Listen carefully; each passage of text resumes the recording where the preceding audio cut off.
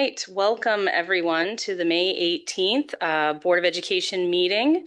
Kinsey, would you call the roll? All right. Becker? Becker? Here. McCoy? Here. Lyerly? Here. Minnow? Here. Cannell? Here. Meister? Here. Yang? Here. Excellent. We will begin. I'm sorry. Briefly, we are joined by two members of our Intercity Student Council. Would you like to introduce yourselves?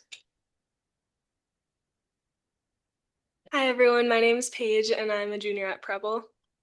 I'm Grace Burr and I'm a senior at Southwest. Thank you for joining us this evening, and please feel free to participate. We will begin with the Pledge of Allegiance.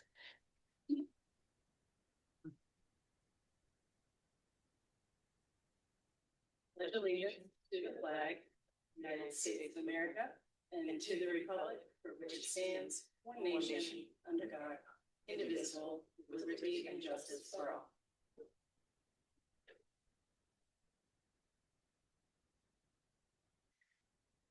All right, Jeanette, would you read our mission statement?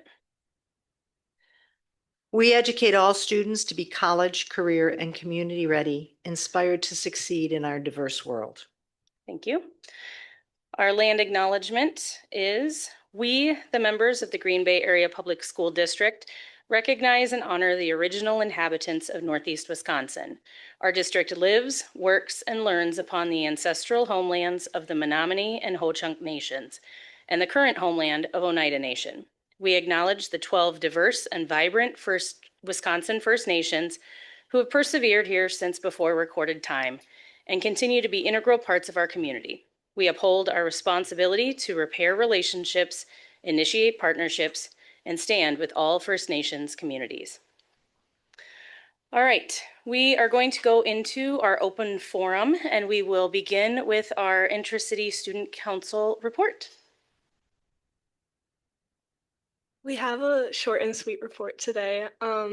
Across all of our schools, our AP tests went smoothly and spring sports are coming to a close. East and Preble both had successful plays and Southwest had a successful musical. Preble, West, and Southwest all had successful senior balls, and East's senior ball is upcoming.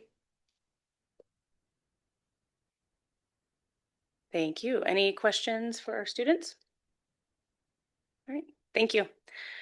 Next, we will move into our public forum for the evening, and we have currently 4 registered speakers for the evening. If you would like to speak, please make sure to fill out a pink sheet and return it to Kinsey. Each speaker will receive 5 minutes. We will be timing, and you'll get a cue from Jeanette here if your time expires. And just a reminder, we aren't able to interact with anyone or answer any questions. We can touch base with you after the meeting if you'd like to have any follow-up conversation. All right. Our first speaker this evening is Selena Darrow. And when you come up to the podium, please make sure to state your name and your address.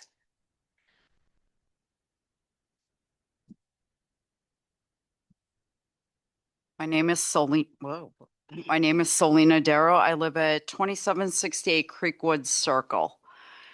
Good evening. I am the founder and CEO of Rooted in Inc., a Green Bay nonprofit focused on food recovery, nutritious meal production, food access, and culinary education. On April 30th, I was invited to speak at the Advisory Committee on Clean Energy Waste Reduction Subcommittee regarding Rooted in Surplus Food Recovery Model and how it can help reduce both food waste and strengthen food access for families across our community. That same meeting also included a presentation from McKinstry focused on waste reduction strategies and sustainability opportunities within the K-12 school system. The discussion reinforced that food waste reduction is both an environmental and community issue, and that schools play an important leadership role. Part of the discussion focused on opportunities for the Green Bay Area Public Schools and Rooted In to potentially collaborate around recovering surplus food from the school meal program. Rooted In was created to address two interconnected challenges: barriers to accessing nutritious food and the underutilization of available food resources across our community. Through our integrated approach, recover, transform, share, and educate, we rescue high-quality surplus food that would otherwise go to waste and turn it into scratch-cooked, individually packaged meals distributed through trusted community food access partners serving families across Green Bay. We also redistribute surplus food that cannot be used in our kitchen to other organizations across the charitable food network to help maximize available resources and strengthen our partner capacity. Unlike a traditional pantry, meal site, or food bank model, Rooted In focus specifically on recovering surplus food, transforming it, and redistributing it through our community partners. Food waste reduction is also a national EPA priority and a Wisconsin DNR priority. The U.S. has established a national goal of reducing food waste by 50% by 2030, and school districts across the country are implementing food waste reduction and food recovery strategies. The EPA food recovery hierarchy identifies the two most effective strategies for reducing food waste as source reduction through education and feeding hungry people safely by redirecting surplus food to qualified organizations. The need across our community continues to grow rapidly. Local food pantries have reported an approximate 30% increase in demand over the past year, with an additional 10% increase already being seen in 2026 alone. Wisconsin has also experienced a 6% decline in SNAP and food share participation locally, impacting approximately 1,485 individuals. Additional eligibility and work requirement changes beginning later this year are expected to create even greater barriers for more than 27,000 Brown County residents currently enrolled in SNAP. Rooted In anticipates these changes will place an even greater strain on families and the charitable food system in the months ahead. At the same time, nutritious food continues to go unused across our community every day. Rooted In believes there is an opportunity to strengthen collaboration between schools and community organizations to help redirect more of that food to families who need it while also supporting the district's waste reduction goals. This is not simply about reducing waste. It is about supporting students, families, improving nutritious access, strengthening community partnerships, and building a more resilient system of care within our community. The Green Bay Area Public Schools has an opportunity to be a leader in our community through thoughtful food waste reduction and recovery efforts that support both sustainability and hunger relief. I understand that any formal partnership would ultimately require thoughtful planning, operational review, and school board approval. My hope is that tonight's conversation can serve as a starting point for continued discussions between district leadership, food service, members of the Waste Reduction Subcommittee, and community partners to explore what collaborative solutions could realistically look like moving forward. Thank you for your time, and thank you for your service to our community. Thank you. Next up, we have Chad Levenitz.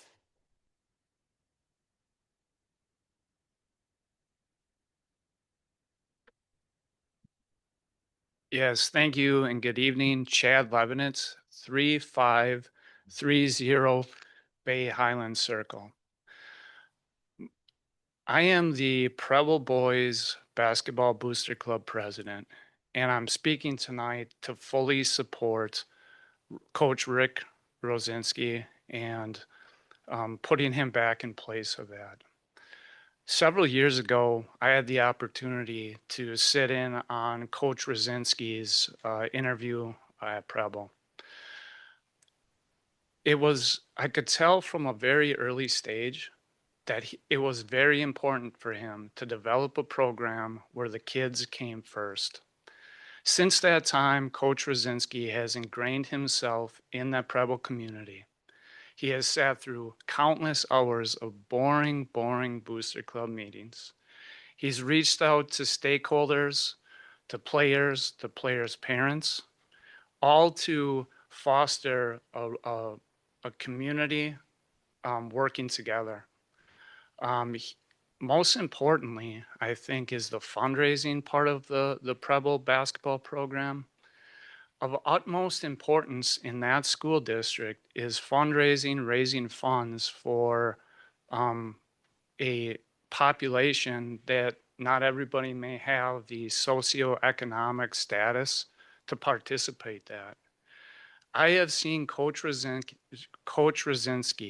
spend many, many hours, Saturdays, Sundays, working at different tournaments to raise funds for students. I have seen him almost single-handedly go out and get grant funding, and that allows us a couple things.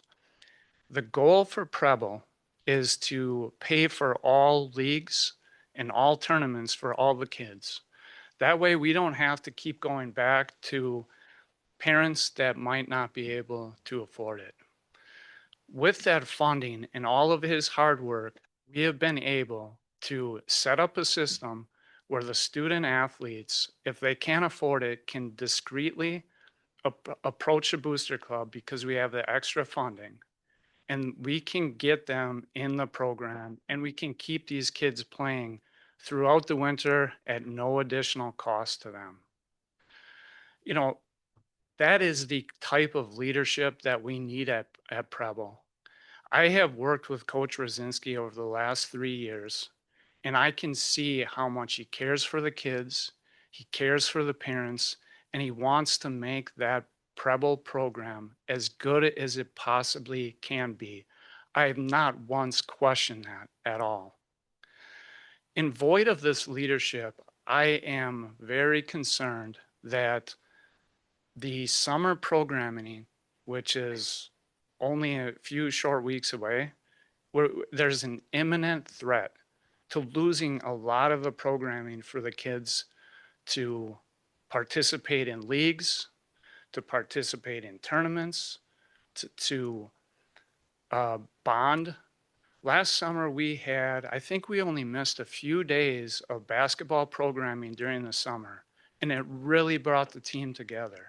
That's all at risk because it's my understanding that potentially the hiring process could go well beyond what this open contact would be. I'm asking you, please give the kids an opportunity to make those memories that they deserve, especially the seniors. They don't get another shot at this. Let them make the memories, let them play together, and please give me an opportunity to continue to work with Coach Rosinski to continue to build that foundation that we were trending in the right direction. I thank you for allowing me the opportunity tonight, and I fully support reinstating Coach Richard Rosinski. Thank you. Thank you. Next up, we have Beth Dornbush.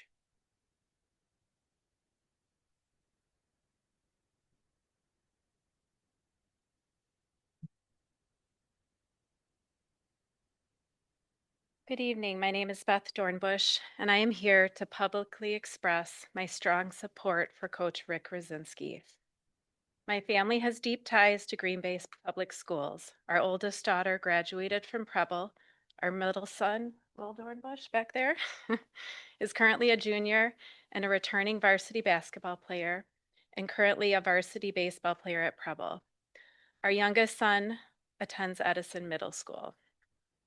Overall, our academic experience has been very strong, and we speak regularly and proudly of the academic opportunities available to students in the district. But preparing young people for success requires more than strong classroom instruction alone. Today's students are growing up in a world increasingly dominated by screens, social isolation, and technology.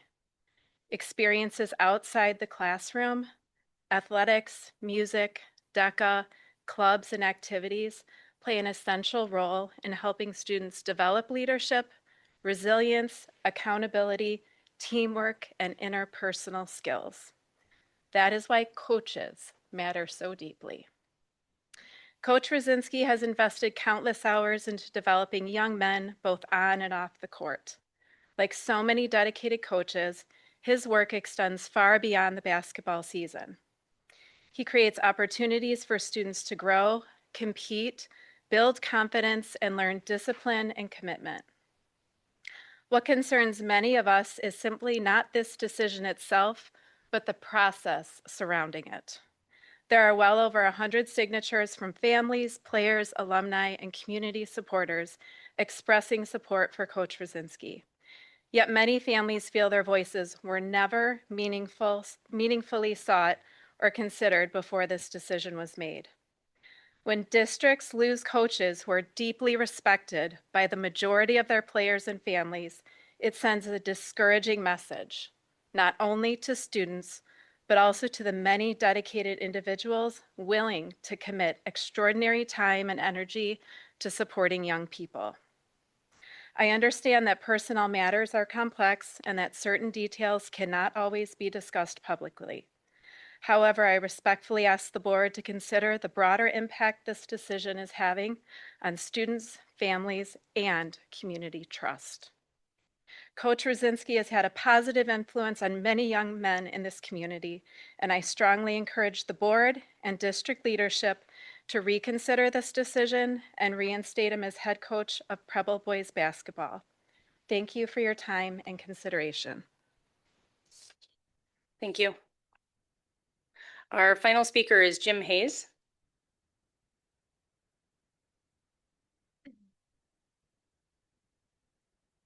Good evening, and thank you very much. You might remember me from last week when I spoke on support of Coach Rosinski. For starters, I've been an assistant varsity basketball coach in the Green Bay School District for the past 24 years. 21 of those years at Green Bay East, and the last 3 at Green Bay Preble, my alma mater. Prior to that, I spent 17 years as a sports writer at the Green Bay Press Gazette, with my primary duties being covering high school sports. So I believe I possess a pretty unique perspective into knowing the qualities that make an average coach and the qualities that make an excellent coach. And I definitely know Rick Rosinski is an excellent coach and deserves, without question, to be reinstated as the head basketball coach at Preble High. I've been Rick's assistant coach for 23 years, and I'm fully aware of everything he's done and accomplished throughout his career. Please believe me when I say he's never done a single thing that would make a reasonable person truly believe that Rick no longer should be Preble's head coach.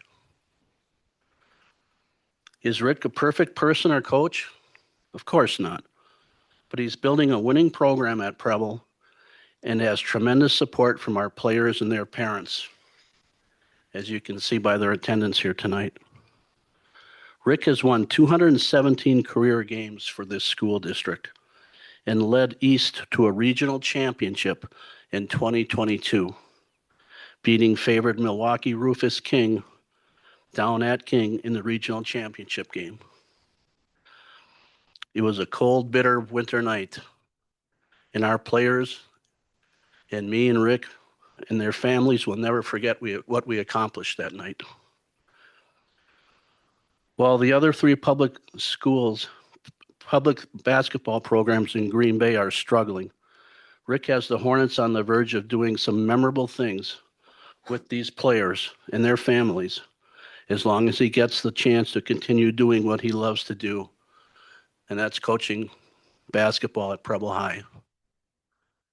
Our main detractor, who has brought us to this position right now, wrote in a email that he distributed widely that one of our shortcomings as coaches is we haven't developed relationships with our players. I'll speak on Rick's behalf because I have the same feeling. We love our players. They're not just kids to us. They're our families. When I was coaching at East a few years ago, 4 years ago to be precise, my wife died from ovarian cancer. At her funeral, I went back today and I checked this on the signage book. 76 former East players came to her funeral. And many of those had not had, this was like 20, 15 years ago that these kids played for us. They're young men. So I find it a terrible insult and a miscarriage of the truth that we don't have relationships with these kids. We do everything to help these guys, not because it's our job as coaches, but we care about them. We truly do. We care about these great families that are behind us. So to say we don't have relationships with kids, we don't do this, we don't do that, we're not perfect. But you know what? We really try. We try, and we do the best we can. And there's nothing in Rick's past or whatever that he has done to deserve this, because I've been there with him every step of the way. And I know what he's done, and I know what he hasn't done. So again, I want to appreciate you for your time, for letting me speak. And please, if you can find it in your hearts of hearts to reinstate Rick, it would mean a lot to me. It would mean a lot to these kids, and I think it would mean a lot to Preble High and the community. Thank you so much. Thank you. And thank you for all of our speakers. That is the end of our public forum this evening. We will be moving into our discussion items, and we will get started with our superintendent update. So Superintendent Byer. Okay, thank you. This is a very busy time of year, so it's an extensive update, and I would love it if the students could jump in if there's something in here that you see that maybe you're aware of as well, okay? So let's start towards the end of April. How Community School hosted the Read Your Heart Out. And I can't remember, were any board members at the, Sam, can you talk about that, please? It was an excellent opportunity. We had a number of community readers come in to our classrooms where we had a great kickoff celebration with Green Bay's poet laureate, who led the kids in an opportunity of creating their own poem on the fly together as a full school community. It was awesome. And then I got to sit in a classroom and listen to one of the texts be read with a class and do an activity. It was great. So this year marks the 6th annual Read Your Heart Out event that's held at Howe. And the amazing woman in the picture is Robin Davis. She is our CEO of Brown County United Way. She does a lot for our community and does a lot for our school district. So great event. This was the first year I learned about the Preble versus Pulaski Culinary Showdown. It's been going on, I didn't write down how many years. I want to say 20. Do any of the parents in the audience from Preble know? I think it's about 20 years. This started when Discover Green Bay really wanted to highlight the culinary field and have more students interested in going into this field. So they started a competition between Preble High School culinary classes and Pulaski classes 20 years ago. Pulaski won the first event, and when they came to the stage to collect their check, because the winning team gets all of the money, the Pulaski students said, we want to split it with Preble. So that began a tradition of every year. The award is divided between the two school districts. Preble came in third place this year. There were 10 teams from each of the schools, and each team had to make 2 appetizers, one hot and one cold. To get into the event, it's only $20. They sold over 300 tickets. The place was packed. It was at Rock Garden. I strongly encourage everyone to watch for this next year and consider attending and supporting our amazing students. Then we move on to the GBAPS Honors Choir. This event only happens once every 3 years. And it was just held at West High School. This was in late April. The students from each of our secondary schools are nominated to participate. They practice with their own teachers at their home school. And then on the day of the event, they all travel to West High School and practice together for the first time. And it was absolutely beautiful. On May 3rd, we held our open houses to celebrate Elmore, Kennedy, Langlade, and MacArthur. And I know many of you were there, if not all of you. Great turnout at each of these locations. Justine had the drone set up, so there were group pictures. A lot of reconnecting older teachers with their students from way back when. Elmore, some of the people that came to the event, they were the first students at Elmore. So a reminder that we hate doing this. This was not a decision that I think any district in the state of Wisconsin would make if not for the underfunding of public education. So those 4 schools will be closing at the end of the school year. You'll hear more in a little while about one of the places that those students will head. Okay, come on. Right? This was the Student Success Award. About 88 students across the district were recognized by their teachers and came to an event at Riverside. When we said dress up, they dressed up. And that's just one example of how proud our students are and their teachers and families for them to be recognized by the district for character, really, and hard work and integrity and being good people. There were participants, award winners as young as, I think we had a kinder or first grader, and then all the way through senior year. One of the most joyful. Do you want to? Oh, sorry. One of the most joyful rooms you're ever going to be in. It's just a wonderful, wonderful event. Yeah. Anybody else?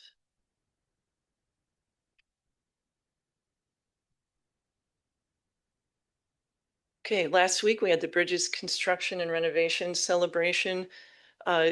In front of those young men and one woman, they, I don't know what to call these, they're tools, but they were donated. The students, what are they called, Alex? Drill sets, very expensive. That's those were all donated by an alumni from our district who wanted to give back. So all the students that participate in Bridges, those are juniors and seniors, receive 2 of the tools, and then they also get those stand-up toolboxes to take home. The last ICSC final quarterly meeting was this week. Ladies, can you tell us how that went? Last week.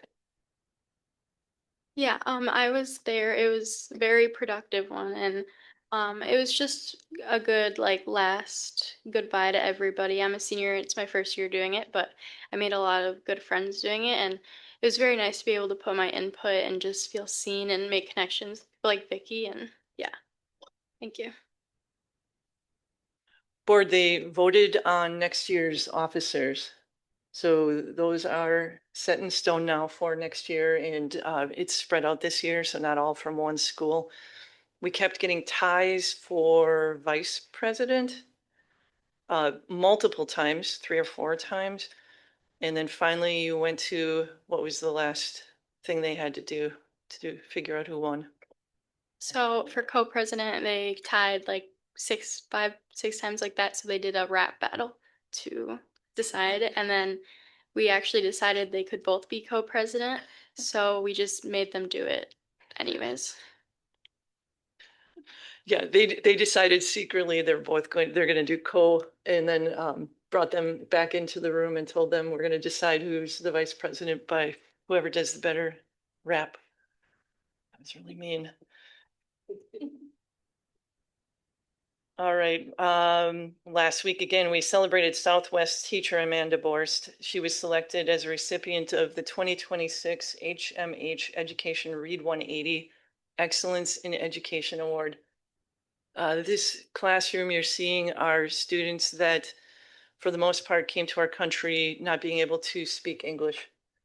And Amanda and her team from the ML department work very, very hard to help integrate and help them learn English. In fact, the young lady who's holding the certificate to the right of Amanda, we're looking at the way we're looking, it'd be to her left, to our left. came to the district 2 years ago, didn't speak any English, and now it's beautifully fluent. And she's been in Amanda's classroom the entire time. So her to be recognized for this honor was very, very special. The students absolutely love her.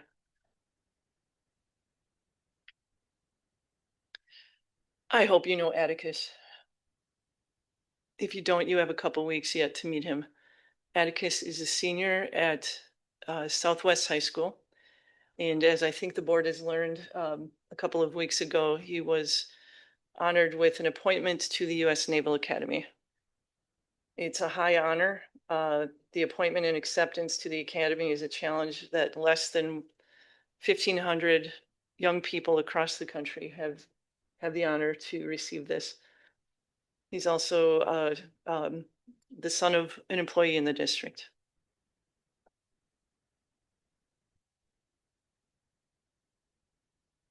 May Volunteers of the Month were Lynn and John Tenney. Combined, they've donated over 700 hours of volunteer work to our students and staff over at Chapel Elementary. The Tenneys help by building literacy skills, supporting math learning, guiding special projects, and mentoring our students.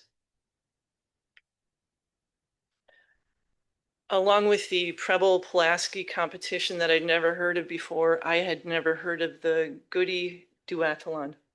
And I'm wondering if any of you have. Anybody from Preble?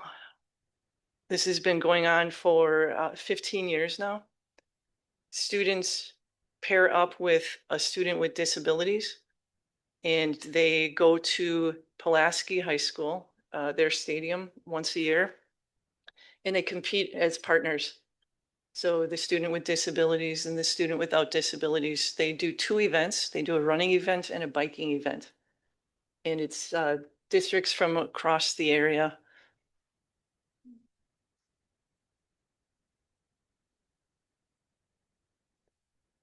Students from King Elementary spent time learning about gardening and caring for plants on May 6th, thanks to a spring planting initiative from Wello. They've been a great partner for us, and this was supported by Botanical Garden. We had about 130 students from various grades planted lime basil and purple basil. Teachers plan to have students take care of the plants before they're eventually planted in the school garden. And again, that's over at King. Also at King, they had a STEAM activity. I snuck into one of their classes and sat just to watch the engagement in how they're utilizing the LMSs that in the old days, we would use our library strictly for books, but now a lot of our STEAM activities across the district occur in those same locations. In this particular one, students were given materials and one sheet of directions and told to make a flashlight. And these were third or fourth graders. Those might be fourth graders. And they couldn't ask any questions for the first period of time, 20 minutes of, I believe David Johns calls it productive struggle. It was amazing because a good portion of those students were able to create a working flashlight within that 20-minute period of time. I was not one of them. I had productive struggle. David Johns, I could not figure it out.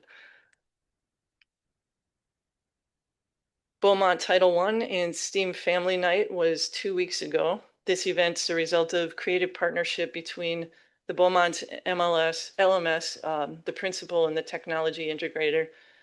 They created a lot of interactive stations designed to bridge classroom innovation with family fun. So the students and parents, guardians were given challenges at each of the stations. There were about 20 different activities, fully engaged, a lot of fun. There were prizes at the end. Really great event. Thanks to Shelley Geiser, their tech integrator, for helping create this. 2 weeks ago, 12 students from Bay Link Manufacturing Program at West High School were recognized. Students were presented with CNC operator certificates, and there was a good crowd there to celebrate their hard work. David, students from every high school can participate in this, right?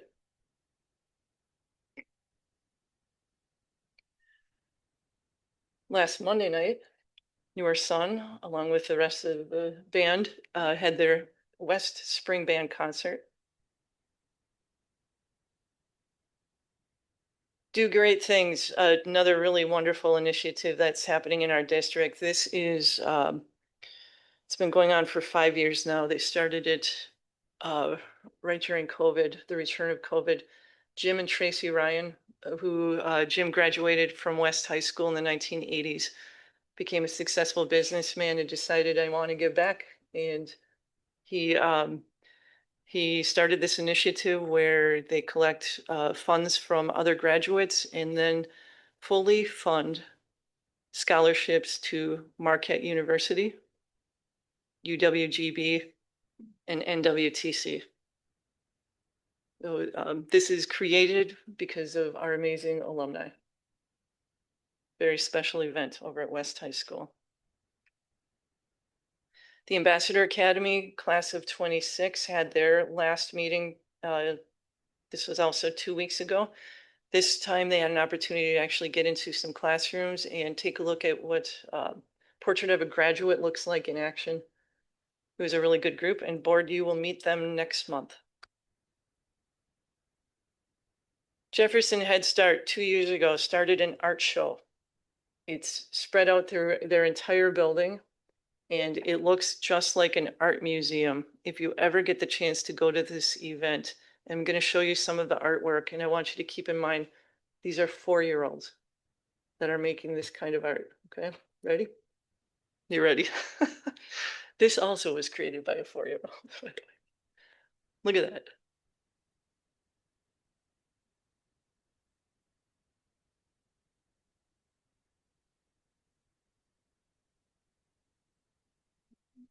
Is that great? 4-year-olds. Yeah, the glow room. Yeah. So their task, they came with their guardians and were given a star. And their task was to take their guardian around the school, find their artwork, and then put the star on the one that was their favorite to make. It was a great event. Preble had their spring concert. I believe this was last week. Another one that was really well attended and beautiful voices. The YWCA had a fundraiser last week. Over 300 people in attendance at this, and our own Ingrid Parker Hill was the keynote at the event, followed by her daughter, Prashay, who is a math teacher at Washington Middle School. And they spoke about the benefits of YWCA, who is one of our partners with the district. And then one of our students got up on stage. That's Bryn Mays on the right side. She's a 6th grader at Edison, and she and her friend were featured at the fundraiser for their participation in Tech Girls at the Y. Oh, please. I ran into her mom on the way out of the building, and her mother was just incandescent with pride. It was lovely. It was a wonderful, wonderful event. And I think it was like 380 people there. Yeah. Pushing the boundaries of the fire code there. I was in attendance as well, and I overheard one of the servers go up to Ingrid and say, everybody on the staff just loved your talk. It was fabulous. It moved us all. She's a treasure. She is, and we're very proud of her. NEW School of Innovation, update here. They are in the process of renovating a facility on the NWTC campus, not far from where they're currently located. But this is an upgraded, secure location that will be ready to go this fall for our students at that campus. Last week, we had the honor and privilege of touring Star Elementary School with Bart Starr Jr. That's him on the far right. Some of you might also recognize Dan Sipes. I think he serves on the board with the Green Bay Packers. So we, and Lori Blakesley, of course, we did a tour. It's the first time he saw the school that's named after his parents. And he donated this picture This was a family portrait that was supposed to stay in the family, but he spoke to the grandchildren and they all agreed that they'd be honored if it actually hung in the walls of Star Elementary School in Green Bay, Wisconsin.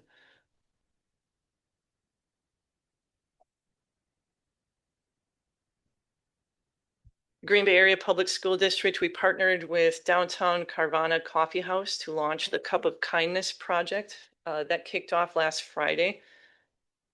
It's a new initiative celebrating student creativity, community connection, and the power of simple acts of kindness. Each disposable cup purchased will have a sleeve that was designed by either a Fort Howard student or a West High School student. And then finally, just an hour ago, we were downstairs celebrating some of our finest.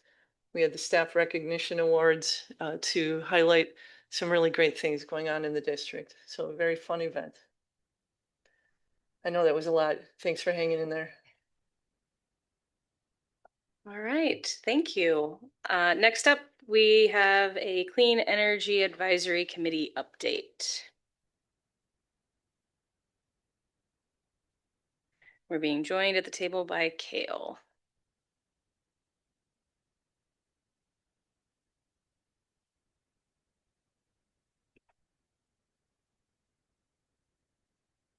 Hi, thank you. I have just a brief update from our Clean Energy Committee last Tuesday evening.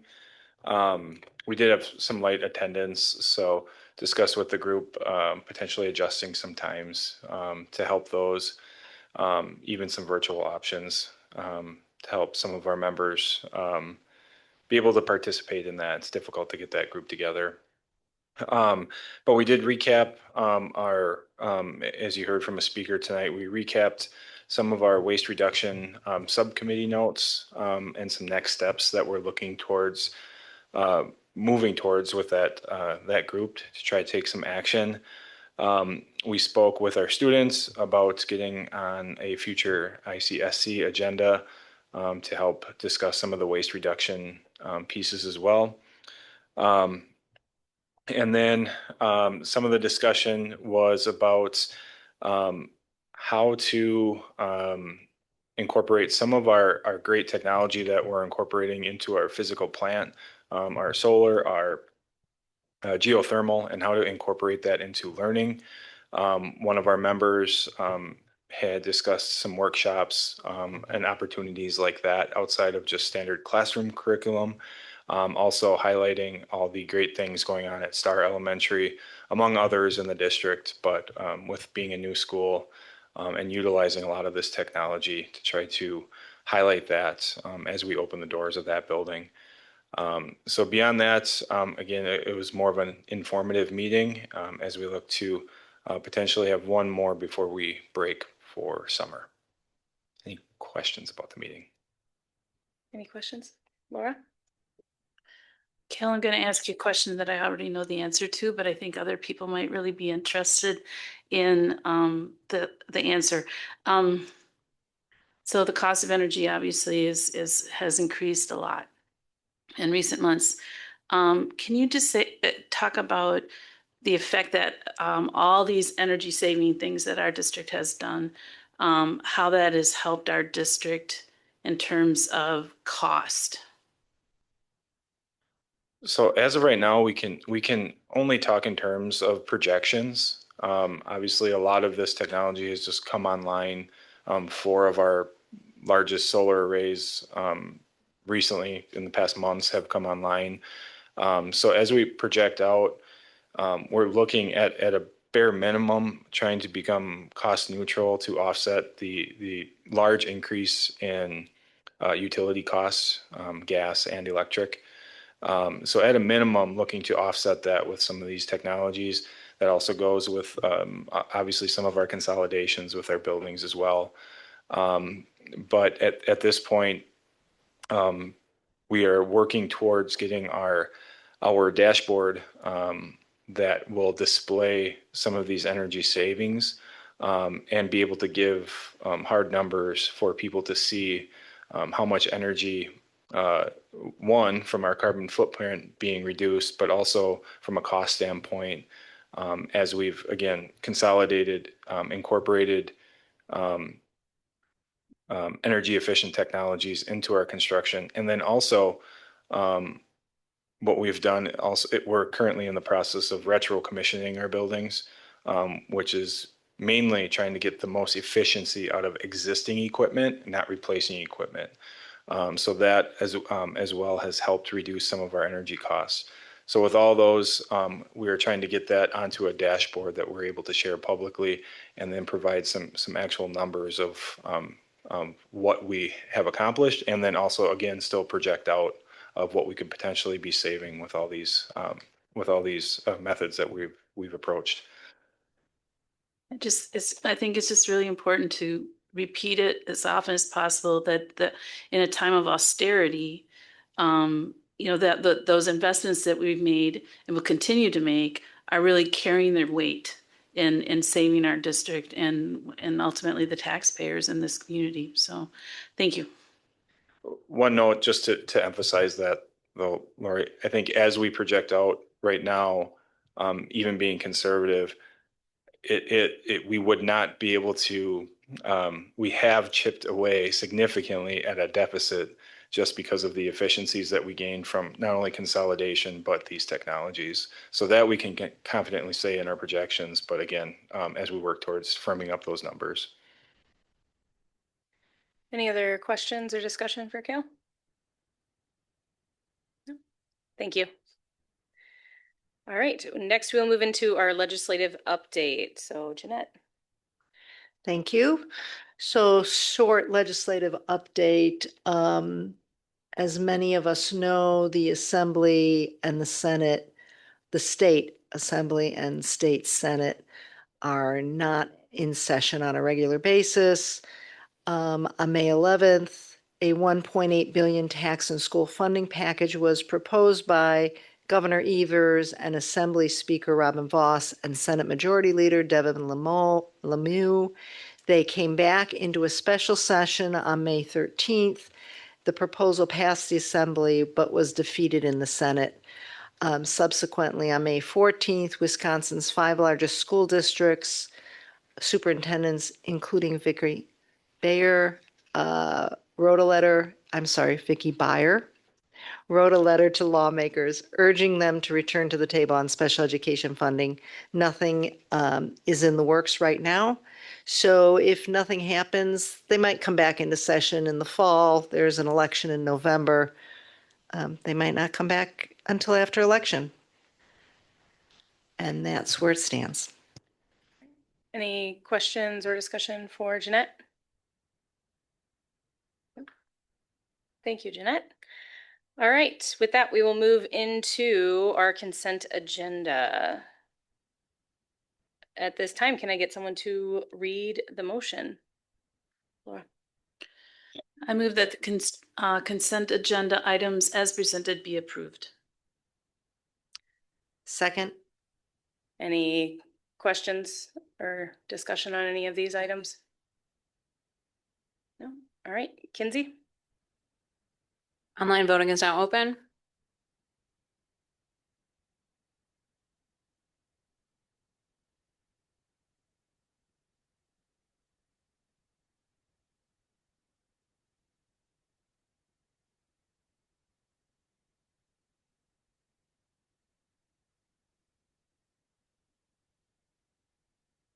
Andrew, do you want a voice vote? I'll vote aye. All votes have been entered and the motion is carried with all board members voting in favor. All right, then that takes us to our action items. So item 6A, the school counseling resource adoption. Can someone read the motion? I move that the school counseling resource adoption as presented be approved. Second. Any questions or discussion on this one? All right, Kinsey? Online voting is now open.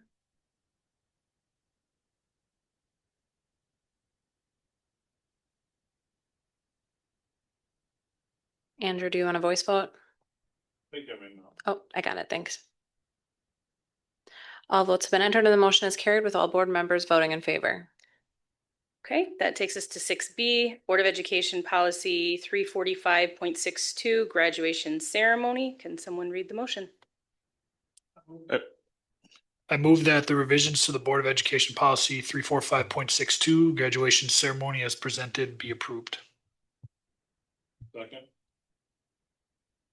Any questions or discussion? Kinsey? Online voting is now open.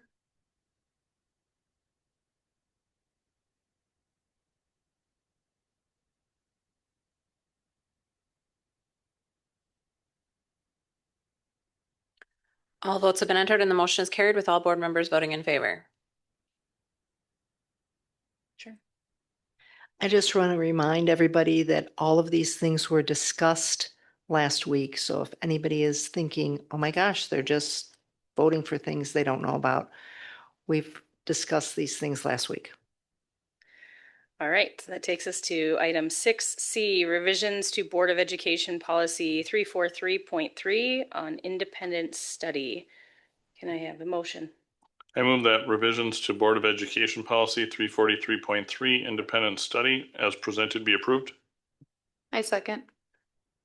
Any questions or discussion? All right, Kinsey? Online voting is now open.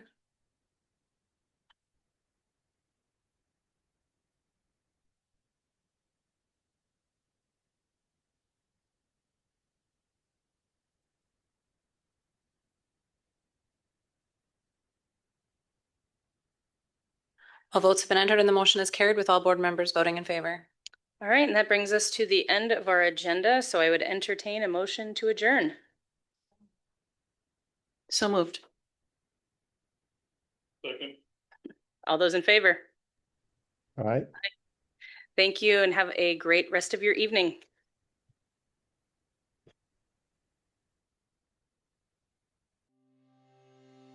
You have been watching the Green Bay Area Public School District's Board of Education meeting.